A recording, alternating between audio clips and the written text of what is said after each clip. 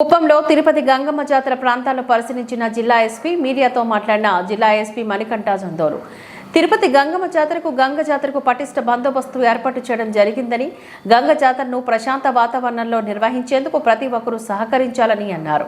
ఎవరైనా చట్ట వ్యతిరేక కార్యకలాపాలకు పాల్పడితే ఉపేక్షించేది లేదు అని తెలిపారు. అదేవిధంగా అమ్మవారి దర్శనం కోసం వచ్చే భక్తులకు రోడ్లపైన దుకాణాలను ఏర్పాటు చేయకూడదని తెలిపారు. ఎన్నికల కోడ్ అమల్లో ఉన్న నేపథ్యంలో ఎటువంటి స్టేజ్ కార్యక్రమాలు బాణ వేడుకలకు అనుమతి లేదని చెప్పారు. ఎవరైనా చట్ట వ్యతిరేక కార్యకలాపాలకు పాల్పడితే కఠిన చర్యలు తీసుకుంటామని ఎస్పీ తెలియజేశారు. ఈ కార్యక్రమంలో కుప్పం డీఎస్పీ త్రినాథ్, సిఐలు, ఎస్ఐలు తదితరులు ఈ కార్యక్రమంలో పాల్గొన్నారు.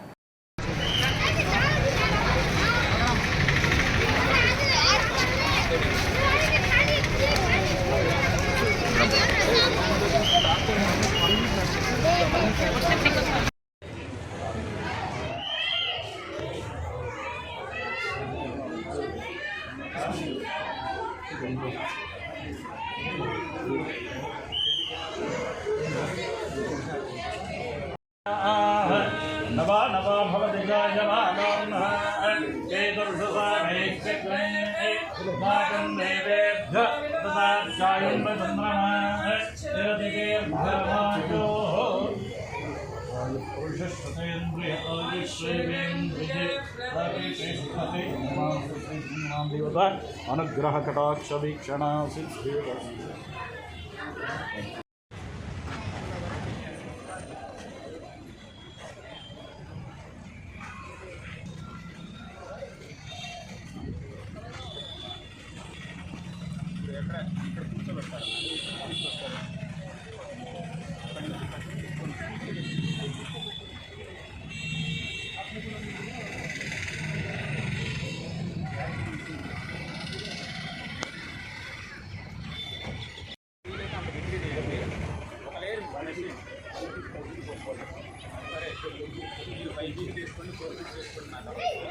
గట్టిగా వేసేస్తూ బయట వైపు మెషెస్ ఏ పిల్లలు దూరతారా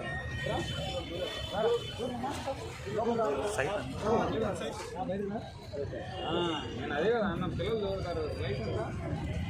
లైసెన్స్ తీర్పు పిల్లలు దూరానికి ఎట్లా అవదు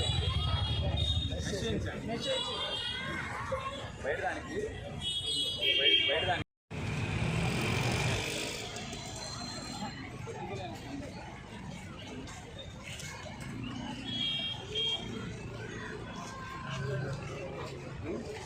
ఈరోజు మనము కుప్పం టౌన్లో తిరుపతి గంగమ్మ జాతరకు సంబంధించి పోలీసుల తరపు నుంచి మనము తీసుకోవాల్సిన జాగ్రత్తలు ఇవన్నీ పర్యవేక్షించడానికి చిత్తూరు సూపరింటెండెంట్ ఆఫ్ పోలీసుగా నేను ఈరోజు రావడం జరిగింది. 19, 20, 21 ఈ రోజుల్లో 22వ తారీఖు మనకి కుప్పంలో జరిగే గంగమ్మ జాతరలో ఏమేమి జరుగుతాయి, ఎక్కడెక్కడ మనకి ఏర్పాట్లు ఏమేమి చేసుకోవాలి, అలానే ఎవరైతే దీనికి సంబంధించి జాతర నిర్వాహకులు ఉంటారో వాళ్ళతో కూడా మనం మాట్లాడేసి తీసుకోవాల్సిన ఏర్పాట్ల గురించి సమీక్షించడం జరిగింది. దీనికి తగినట్లుగానే మనము సీసీటీవీ కెమెరాస్ పెట్టిస్తున్నాము. అలానే ఎక్కడైతే అవసరమో డబుల్ బ్యారికేడింగ్ వేయించడం జరుగుతుంది. సో దానికి సంబంధించిన ఇన్స్ట్రక్షన్స్ కూడా వాళ్ళందరికీ ఇవ్వడం జరిగింది. అలానే మళ్ళీ మా పోలీస్ వైపు నుంచి కూడా బందోబస్తు స్కీమ్ వేసుకోవడం జరిగింది. దానికి తగిన ఏర్పాట్లు మొత్తం చేస్తున్నాము.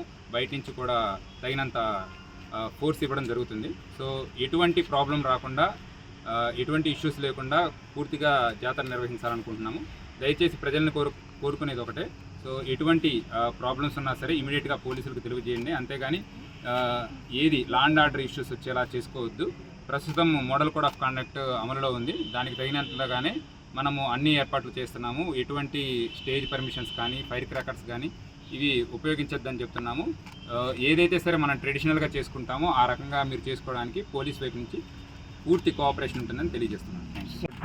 చాలా వరకు అది దాని గురించి మీరు ఎలాంటి దానికి టోకెన్ సిస్టమ్ అనేది మనం పెట్టుకుంటున్నాము. ఎవరైతే ఉంటుందో అంటే టోకెన్ మనం ఇస్తాము, వాళ్ళ చేతిలో మాత్రమే కత్తి ఉంటుంది. సో దానికి తగినట్లుగానే మనము వాళ్ళతో మన మెన్ డిప్లాయ్ చేసుకుని వాళ్ళతో మనము కంప్లీట్గా ఫాలోఅప్ చేసుకుంటూ ఉంటాము. సిమిలర్గా మనము కెమెరాస్ కూడా హై క్వాలిటీ కెమెరాస్ కూడా మనం పెట్టుకొని ఒక కంట్రోల్ రూమ్ని ఎస్టాబ్లిష్ చేసి దాని నుంచి కూడా మనం మానిటర్ చేసుకుంటుంటాము.